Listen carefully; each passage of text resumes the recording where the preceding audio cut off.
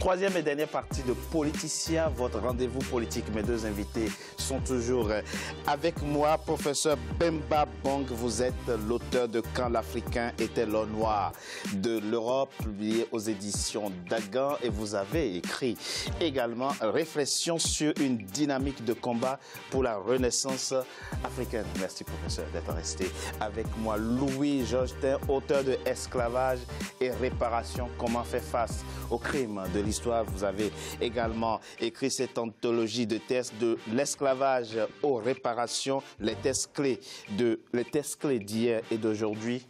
Merci à vous également d'être resté avec moi. 170 ans déjà que l'esclavage est aboli, même si les maîtres ne sont plus les mêmes, le phénomène persiste malheureusement sous sa forme moderne, comme le montre ce sujet de la rédaction signé Faba Marwan et commentaire Victoria Deglin. Alors qu'à la fin du 19e siècle, l'esclavage ancien, dit classique, semble définitivement aboli dans la plupart des pays du monde, l'on s'inquiète de voir de nos jours de nouvelles formes d'esclavage ressurgir. Le 14 novembre 2017, la diffusion d'un document choc sur la vente d'esclaves en Libye scandalise la communauté internationale. Et pourtant, selon une étude réalisée conjointement par l'Organisation internationale du travail et la Walk of Free Foundation, en partenariat avec l'Organisation internationale pour les migrations, on dénombrait en 2016 45 millions de personnes dans le monde victimes d'esclavage moderne. Outre les cas mauritaniens et libyens, ce phénomène peut prendre plusieurs formes, dont la plus fréquente demeure le travail domestique, appliqué la plupart du temps dans les pays du Golfe. Aujourd'hui, les rapports entre États sont faussés, puisque de toute façon, entre les États, vous avez quoi? Vous avez les rapports d'influence, vous avez les rapports des forces, les rapports d'intérêt, et vous avez surtout plus d'un État sur 5 qui ne contrôle plus rien au sein de leur propre territoire. Aujourd'hui, la mondialisation, les grands pays sont responsables de ce qu'ils ont imposé au monde. L'exploitation des travailleurs domestiques touche surtout les femmes. Elle est favorisée par une loi du travail appliquée dans presque tous les pays du Golfe appelée kafala, un système de sponsorship des travailleurs migrants qui exige qu'un migrant soit sponsorisé par un citoyen avant de pouvoir immigrer et travailler dans le pays en question. Seulement, le système kafala confère des pouvoirs énormes aux employeurs qui détiennent le contrôle absolu sur les mouvements des travailleurs. Ces derniers ne peuvent pas quitter le pays sans l'autorisation de ceux-ci et ne peuvent pas choisir de rompre leur contrat de travail quand les conditions leur sont défavorables. Une situation qui exige des mesures d'urgence de la part des pouvoirs publics. Quel que soit le dirigeant africain, il a la mort dans l'âme de voir ce qui se passe. Mais il ne peut pas agir pour deux raisons principales. La première, c'est comment ces messieurs arrivent au pouvoir. Ces messieurs, pour arriver au pouvoir, sont obligés de se soumettre à un nombre incalculable de compromissions qui font qu'une fois qu'ils arrivent au pouvoir, de toute façon, ils ont un pouvoir d'apparat. Le pouvoir qu'ils détiennent, ils le partagent. Et le pouvoir réel étant économique, il ne l'a pas. À partir du moment où vous n'avez pas le pouvoir économique, vous ne maîtrisez pas le pouvoir économique, vous devenez sujet de celui qui le maîtrise. Les femmes et les filles sont celles qui subissent le plus l'esclavage moderne, avec près de 29 millions de personnes, soit 71% du total. Celles-ci sont l'objet d'abus de tout genre, un fléau qui n'épargne pas les enfants, qui représentent un quart des victimes d'esclavage. Par ailleurs, selon l'OIT, l'Organisation internationale du travail, environ 152 millions d'enfants âgés de 5 à 17 ans étaient contraints au travail en 2016. Louis Georgetin, le chiffre est effrayant, 45 millions d'hommes et de femmes encore réduits à l'esclavage. Le chiffre date de 2016. Comment fait-on face à ces formes nouvelles d'esclavage? Il faut être intransigeant. Il y a des formes traditionnelles qui existent, qui continuent. Il y a, en effet, ça a été dit dans le documentaire, des multinationales Par exemple, Nestlé en ce moment est accusé d'organiser de l'esclavage en Côte d'Ivoire et au Ghana à travers le cacao. Et puis il y a cet esclavage assez nouveau lié aux migrations. Les pays africains sont affaiblis, les gens veulent partir et un migrant est une proie facile pour les réseaux. Donc il faut être absolument intransigeant. Il y a effectivement des intérêts qui font qu'on n'a pas trop envie de parler de ce sujet. On parle beaucoup de la Mauritanie, mais il faudrait parler du Sénégal, du Bénin, j'ai parlé de la Côte d'Ivoire, la Libye bien sûr. Donc c'est une grande partie de l'Afrique qui est concernée par ce problème et en effet, il faut une rigueur. Il faut qu'on travaille ensemble. La réponse doit être quoi? Pénale, répressive, il faut une répression pénale. Coster les dispositifs judiciaires, oui. Absolument. Et il faut même une répression militaire. C'est-à-dire qu'il faut qu'on organise des brigades qui puissent dans le désert protéger les migrants. Les bateaux qui n'y vont plus chercher les migrants en Méditerranée. Mais il faut parler aussi de ce qu'il y a entre Mayotte et Comores. Là, il y a un cimetière marin dont personne ne parle. Il faut que l'on mette en place ensemble des bateaux qui aillent sauver les personnes qu'on peut sauver. On ne peut pas sauver tout le monde, mais on doit quand même faire ce que l'on peut faire. Et puis, il faut aussi une aide économique. Parce que les migrants qui sont désespérés par la situation économique de leur pays, partiront malgré tout, quels que soient les dangers.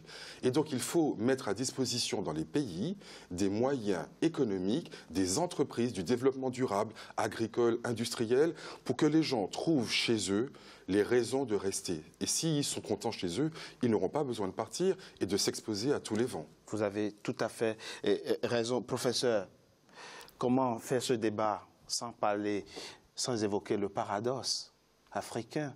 Mais vous le dites aussi d'une certaine manière. Hier, les négriers allaient accoster leur paquebot sur les côtes africaines et ramassaient les esclaves. Aujourd'hui, ce sont des Africains qui eux-mêmes partent volontairement vers l'Europe et se noyer dans la Méditerranée. Le drame, c'est qu'on ne veut même pas d'eux. Oui. C'est douloureux de le constater, non? Le compatriote vient de le dire.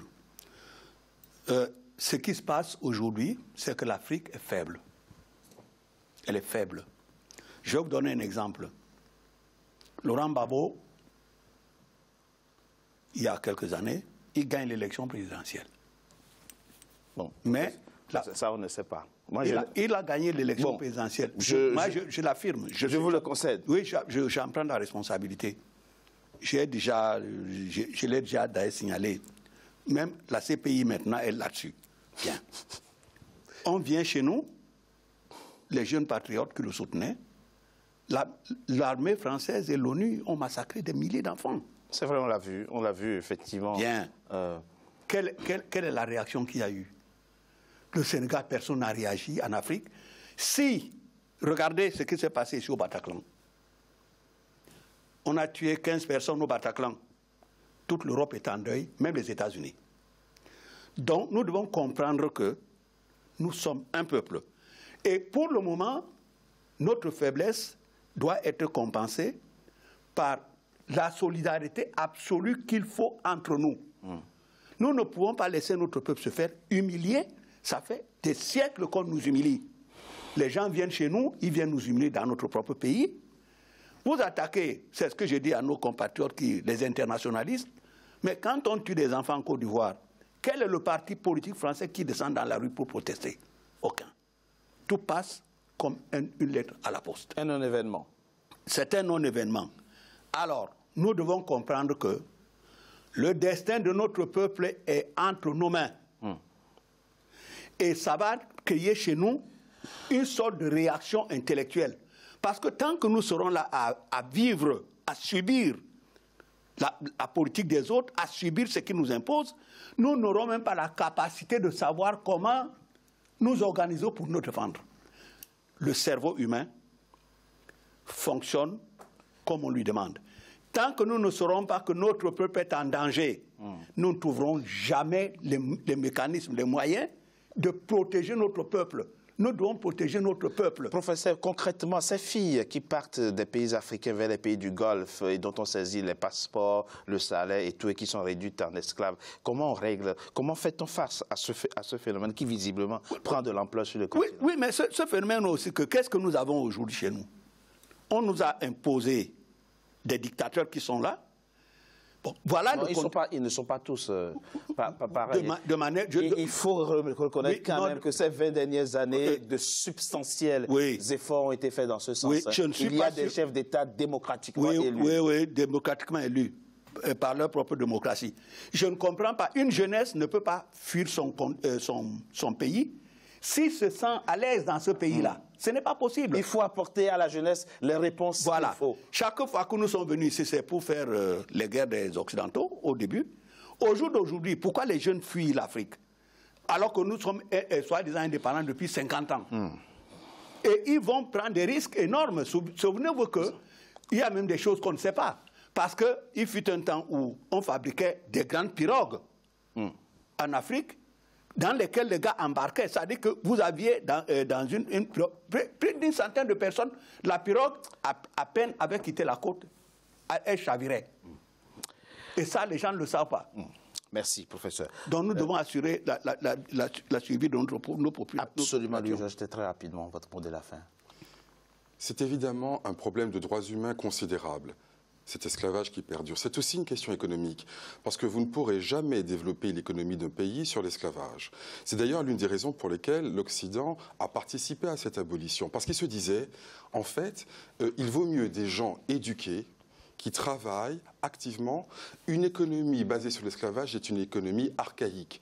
Donc les gens qui croient que finalement ça arrange tout le monde, on va faire des bénéfices, ils ont tort. C'est vrai à court terme, c'est faux à moyen terme. Donc l'intérêt, autant que la morale, nous convie à mettre un terme à cet esclavage. Merci.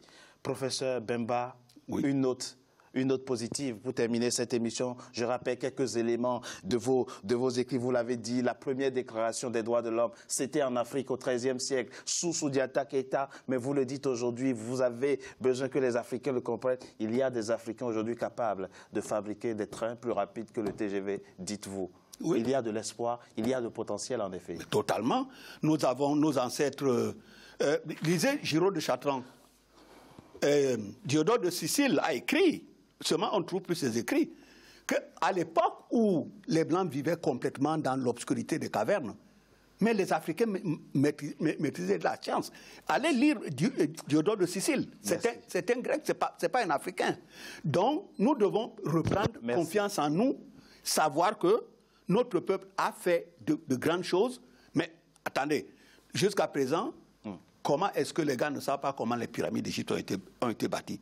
Ce sont nos ancêtres qui ont conçu. Merci. Ce n'est pas les Arabes. Merci, professeur. Nous aurons l'occasion de revenir sur vos livres. Comment ne pas avoir un pincement au cœur de vous laisser partir? On aurait envie de vous écouter des heures et des heures tellement vous dites des choses sensées. Merci. Merci à vous. Merci, Louis-Georges. C'est la fin, mesdames et messieurs, de Politicien, votre rendez-vous politique, que je vous remercie d'avoir été nombreux à suivre. Restez toujours fidèles au programme d'Africa 24. À très bientôt pour un nouveau numéro de Politicien.